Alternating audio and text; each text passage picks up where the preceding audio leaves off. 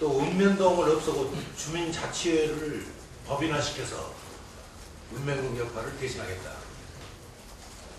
굳이 그럴 필요가 있는가?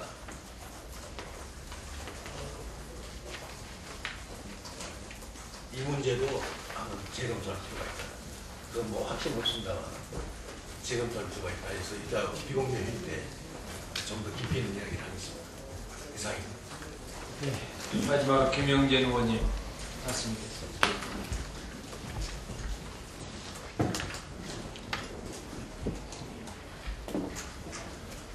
김영진 의원입니다.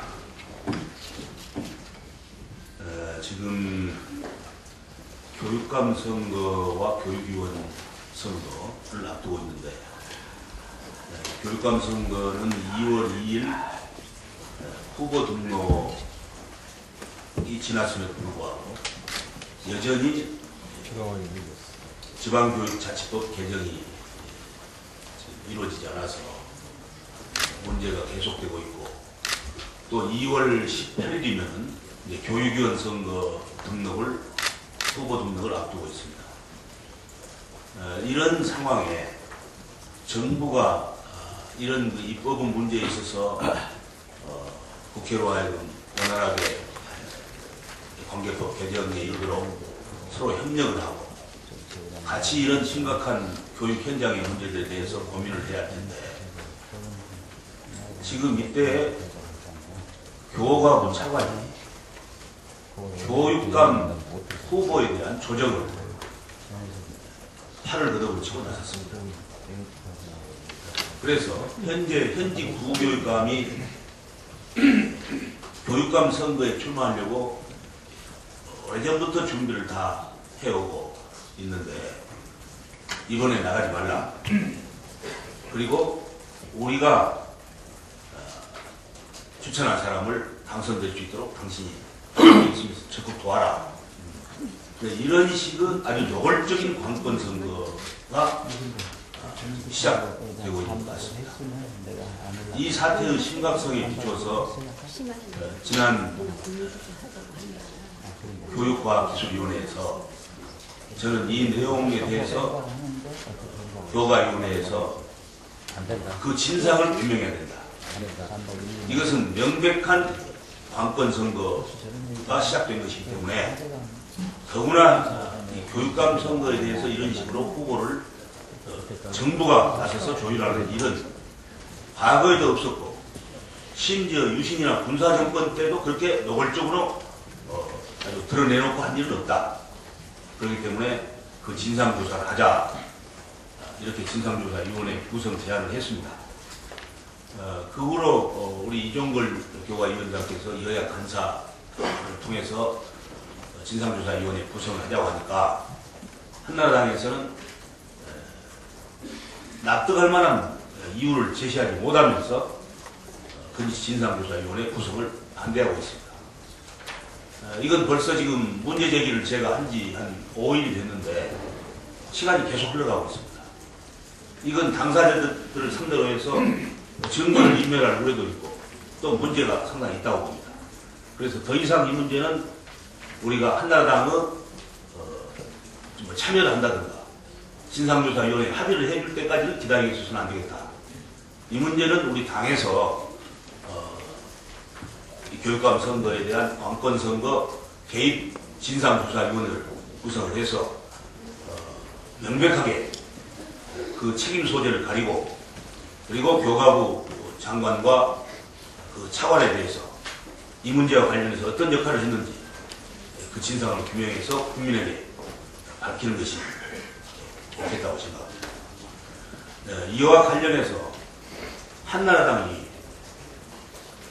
2005년에 법을 개정해서 이제 금년부터 직선제로 하게 되어 있는 교육위원 선거를 돌연히 8명의 여야 국회의원들이 지방교육자치법 개정안을 냈을 때도 어느 한 번도 교육위원을 정당 비례로 하자는 제안을 낸 일이 없습니다.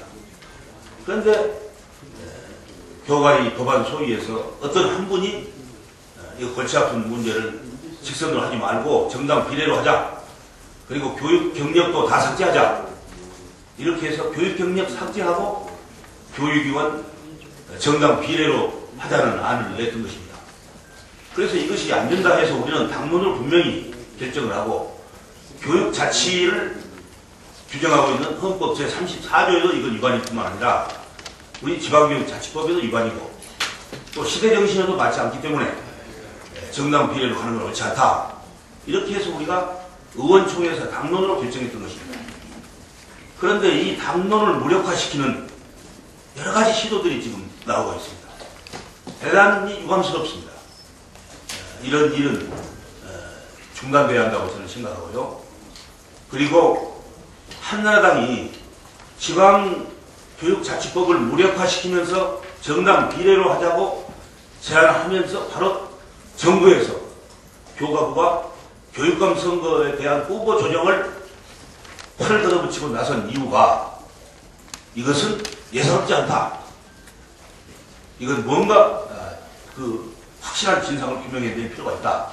저는 그렇게 생각을 하고 우리 당에서 당론으로 결정한 교육위원 이 직선제 이것은 반드시 수호돼야 하고 또 교육 경력을 거기 삭제시키려고 하는 이것도 있을 수 없기 때문에 정말 교육에 대한 이해가 있고 교육에 대한 애정과 관심이 있고 전문성이 있는 분이 교육위원회 교육감에 진출할 수 있도록 우리 민주당이 어려운 가운데도 이것을 반드시 해결해 내야 한다는 말씀을 드립니다.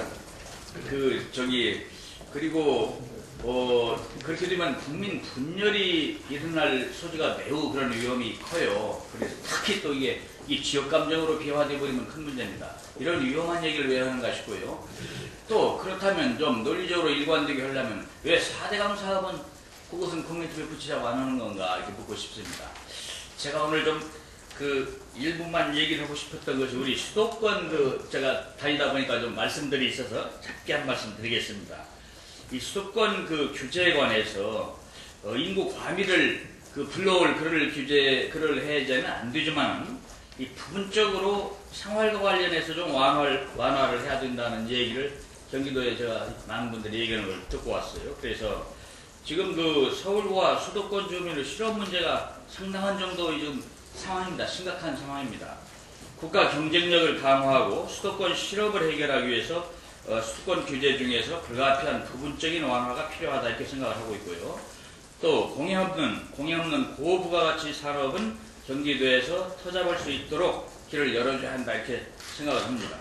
수도권 과밀 억제는 지방사람 올라오는 것을 우려하는 그런 개념인데 그게 아니고 이왕에 수도권에 살고 있는 사람들이 실업자가 너무 많아서 일할 수 있는 최소한의 터전은 마련돼야 되는 거 아닌가 이런 얘기들이 지금 많이 나오고 있습니다. 뿐만 아니라 수도권 규제 중에는 주민 생활의 희생과 불편을 과도하게 요구하는 것이 있습니다. 예를 들면은 일부 지역에서는